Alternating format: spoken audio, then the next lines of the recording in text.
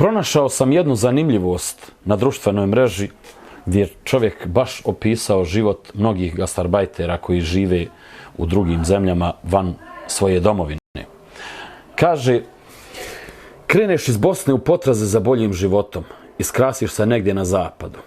Prije samog polaska istreseš sav svoj bijes na Bosnu zbog tvog odlaska tek toliko da bi ti bilo lakše otići. Tamo na zapadu skrasiš se u nekom stanu od 50 kvadrata. Pronađeš posao 50 km daleko, ustaješ u 5, vraćaš se nazad u 17 sati. Plata fina, ali se ne može baš puno potrošiti jer si tu da zaradiš i da nešto uštediš. Nema kafana, nema raje, nema pečenja i dolaska kući u 11 na večer. U krevet se ide najkasnije u 9 sati. Godine lete, a ti to ne primijetiš jer ti stanje na bankovnom računu kaže da si na pravom putu. Vidiš kako drugi grade po onoj Bosni na koju si bio ljut, pa i ti ideš za njima. Na zapadu radiš, u Bosni gradiš. A kad gradiš, onda je para uvijek malo, pa se mora s vremena na vrijeme i vikendima raditi. Plate pošteno govora nema. Jedva čekaš 25 dana godišnjeg odmora da odeš do domovine, da završiš još nešto oko kuće i da dogovoriš s majstorima nove poslove. Godišnji odmor prođe, valja nazad u 50 kvadrata, ali nije problem, naviklo se.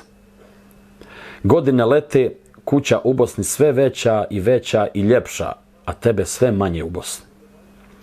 Ove godine neću nigdje ići, trošak je veliki, a konto se haman ispraznio.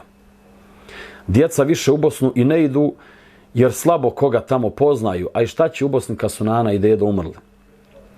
I dalje vrijedno radiš, treba imati šta kad se dođe u penziju. A i ta penzija vrlo brzo stigne i prije nego što si mislio. Eto te kao penzioner nazad u Bosnu, u svoju vilu, da konačno započneš živjeti tim ljepšim, nekakvim i boljim životom. Ali te malo strah jer osjetiš da nešto oko srca baš i ne funkcioniše kako treba. Ostalo je još nekoliko zdravstvenih neizvjesnih godina, a na tebi 400 kvadrata prelijepe vile koju moraš sam da obrađuješ. Kontaš kako da se utješiš, kad nisam ja uživao, hajde nek uživaju makar moja djeca.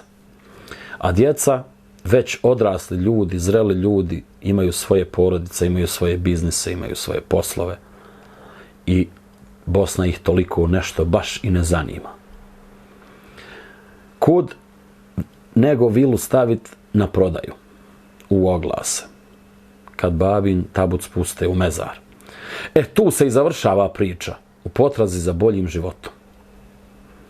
Tamo negdje na hladnom zapadu, negdje u nekom Dortmundu, Kopenhagenu, Briselu, Cirihu, Lionu, Parizu, ostaće vila kao uspomena na jednog babu i majku, a u vili novi vlasnik, onaj koji nije iz Bosne mrdnuo. Zato poruka svima vama koji gledate ovaj videoklip.